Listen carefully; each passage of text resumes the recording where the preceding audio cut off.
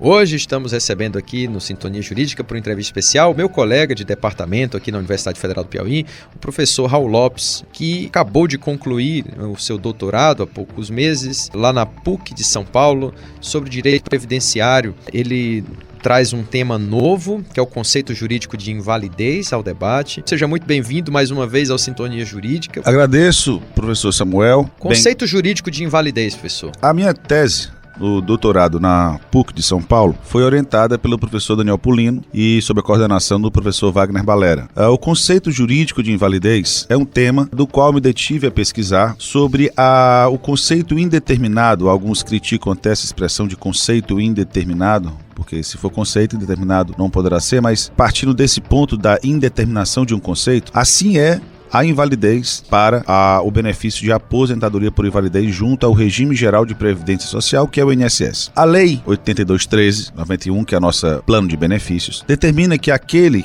que estiver na condição do risco social de substancial incapacidade teria direito ou terá direito à aposentadoria por invalidez. A questão nos coloca aqui que substancial incapacidade seria essa. Ora, a incapacidade é diferente de invalidez. A incapacidade tem grau de incapacidade, do menor grau de incapacidade até um grau máximo de incapacidade, que pode ser considerado invalidez, esse grau máximo de incapacidade. O entendimento tradicional e muito fundamentado pela administração, no caso o INSS, é de que a invalidez ela irá existir quando houver o grau máximo de incapacidade, ou seja, a incapacidade total laboral, ou seja, aquele segurado que não tem menor ou a mínima condição de trabalho.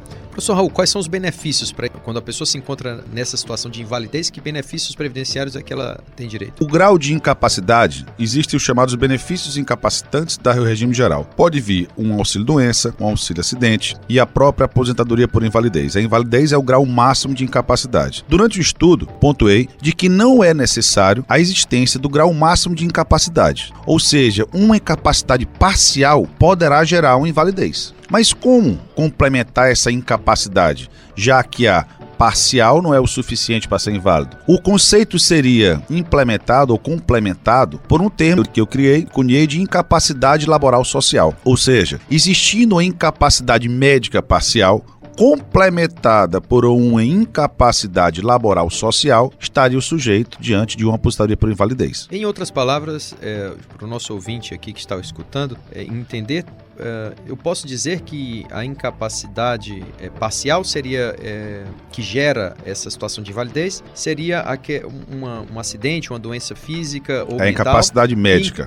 Médica que incapacita a pessoa para o trabalho. E aí, mesmo que ela não esteja completamente incapaz para a vida, ela está incapaz para o trabalho. E isso seria a invalidez. Isso. A incapacidade parcial para o trabalho, ela não é suficiente para a invalidez, ela precisa ser complementada, tá? A complementação dessa incapacidade laboral, ela vem da incapacidade social. Qual é essa incapacidade social? A gente sabe que hoje o mercado de trabalho, o nível de desemprego, a tecnologia, a idade avançada, o tipo de doença, pode comprometer a relação do segurado ao mercado de trabalho. Temos hoje decisões de que o portador soro positivo, ele é portador de uma doença de alto índice de estigmatização, o que faria dele um incapaz social. Mesmo que ele queira procurar emprego, não conseguiria em função da sua estigmatização da doença. O que eu defendo é que não é só um fator. Não é só a idade avançada, não é só o analfabetismo, ou melhor dizendo, o índice de escolaridade, não é só o índice de vulnerabilidade que ele está exposto, não é só uma doença estigmatizante. É considerado um conjunto de fatores, que desse conjunto de fatores, eu digo que ele tem incapacidade laboral social. Essa incapacidade laboral social que complementa a médica. Ou seja, ao final, nós temos como o conceito jurídico de invalidez um conceito formado por dois núcleos: incapacidade médica e incapacidade laboral social.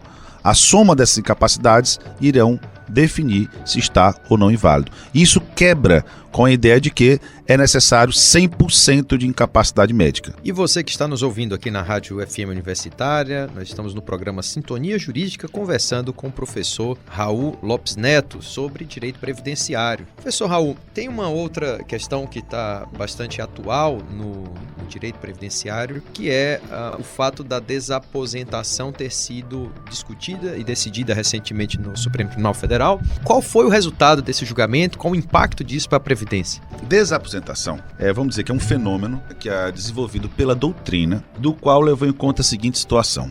Hoje, se uma pessoa se aposenta, a idade do homem hoje é 65, né, até a reforma, da mulher 60, provavelmente deva colocar uma idade igual a do homem, 65, mas por enquanto é 60, e assim se aposenta, vamos supor que seja uma pessoa do sexo masculino, um homem de 65 anos. Se você regressar ao mercado de trabalho, ou até mesmo continuar no mercado de trabalho, como empregado, ou que seja, com atividade remunerada, você ainda está obrigado a verter contribuições para o regime geral, para o INSS. Quer dizer, você já é aposentado, mas continua no mercado de trabalho em outra atividade ou na mesma atividade. Você recebe, quer dizer, aposentado significa, recebe o benefício previdenciário de aposentadoria após 65 anos homem, 60 mulher. Mas aí você volta para o mercado de trabalho. Isso. Certo. Diante dessa situação, você continuará vertendo contribuições para o regime geral. Obviamente, essas contribuições serão para financiamento da Seguridade Social, especificamente a Previdência, do qual você não poderá gozar, por exemplo, de uma segunda aposentadoria, até levando em conta a idade, o tempo de contribuição, não, você pode acumular duas aposentadorias no mesmo regime. Ocorre que, em muitas situações, o segurado volta ao mercado de trabalho contribuindo em parcelas ou sobre o salário de benefício, sobre a base de cálculo, maior, um salário maior do que antes recebia, o que faz com que ele tenha contribuições maiores para a Previdência. Qual é a ideia dele? Eu quero me desaposentar para eu poder aposentar-me novamente, levando em conta as contribuições pós-aposentadoria, o que no cálculo, na expectativa, é que essa aposentadoria pudesse aumentar.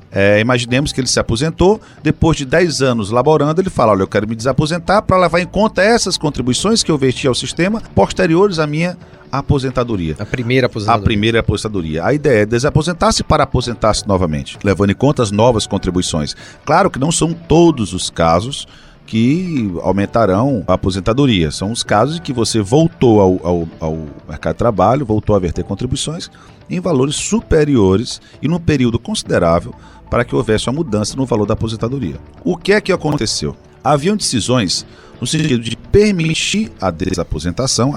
Só lembrando, você, uma vez aposentado, poderá desistir da aposentação até o recebimento do primeiro benefício. Após o recebimento do primeiro benefício, não há mais possibilidade de haver desaposentação, ou seja, essa possibilidade é vedada pela Lei 8213. No entanto, a doutrina criou esse fenômeno para poder desaposentar e aposentar-se, uma vez que você está obrigado a verter contribuições, por que não levá-las em conta para uma E isso já era aceito pelo INSS? Não, o INSS sempre rechaçou a tese.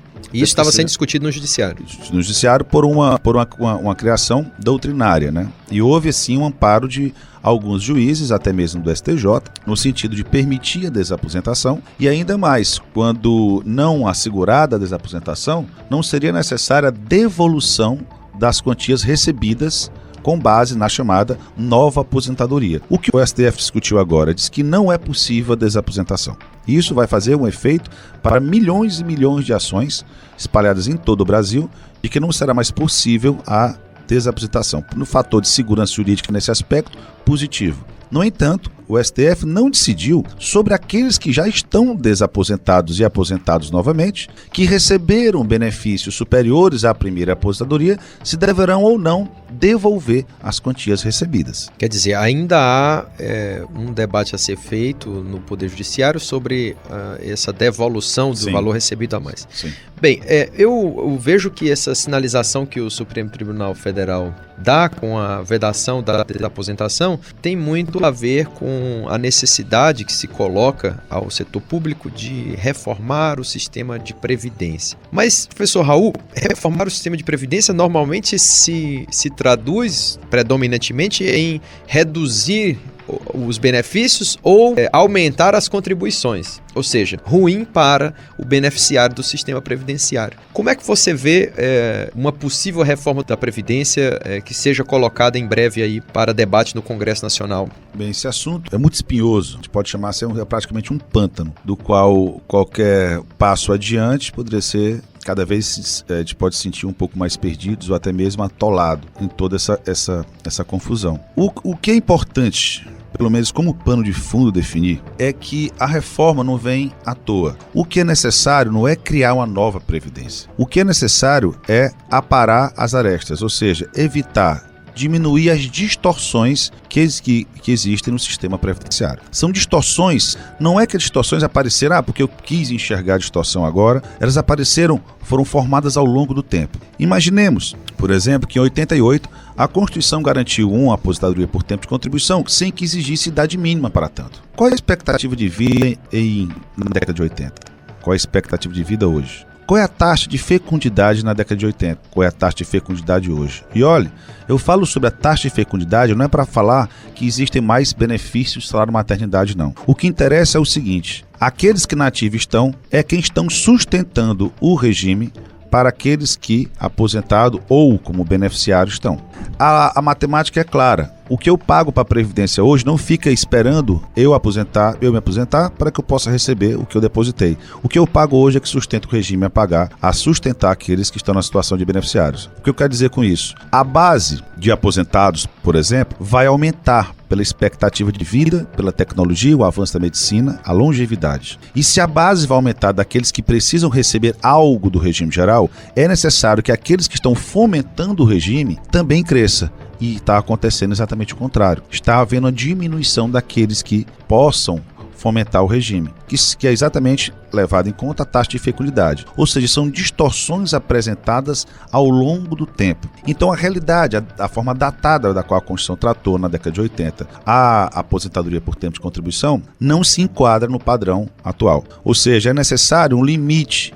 Se você pensar, vamos colocar um limite de idade para tempo de contribuição. Essa atitude é para evitar uma distorção, para suprir uma distorção hoje do sistema, que tem como objetivo, ao invés de prejudicar, como muitos olham, um objetivo de continuar mantendo o sistema vivo para que nós, quando assim chegarmos à idade de aposentadoria, termos um sistema sólido e que possa nos amparar, dar o objetivo máximo da ordem social, que é o bem-estar. Além dessa distorção, apresentar também distorções de benefícios com a pensão por morte. Então, esses pontos são os pontos mais delicados, que serão pontos de objeto de uma reforma previdenciária. O intuito é de manter o sistema funcionando e não o intuito de gerar problema, até porque o político deveria ser muito delicado mexer em assunto previdenciário. É um assunto que mexe com todos, principalmente no regime geral, é uma situação que gera uma insatisfação geral e, para as finalidades de um político, seria uma matéria espinhosa. Então,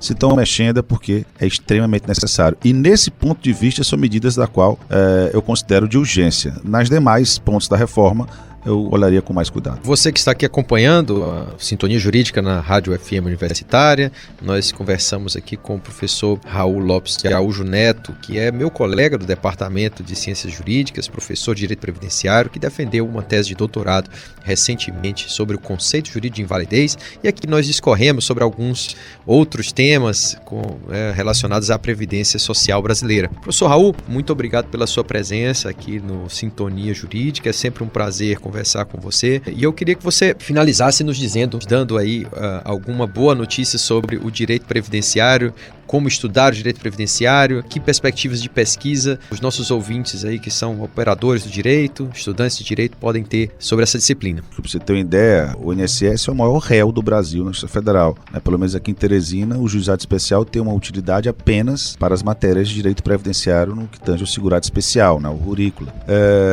O direito previdenciário, a cada tempo e a cada momento, vai tornar-se um direito mais presente, mais jurídico, menos técnico, de mais embates jurídicos, de mais teses jurídicas. Então, é um prazer poder compartilhar ou tirar alguma dúvida aqui à Universidade Federal ou algum contato que possa ter e poder incentivar, em poder ajudar em qualquer matéria que se trata de previdência. Sempre é um prazer falar desse assunto. Muito obrigado, professor Raul. Sintonia Jurídica.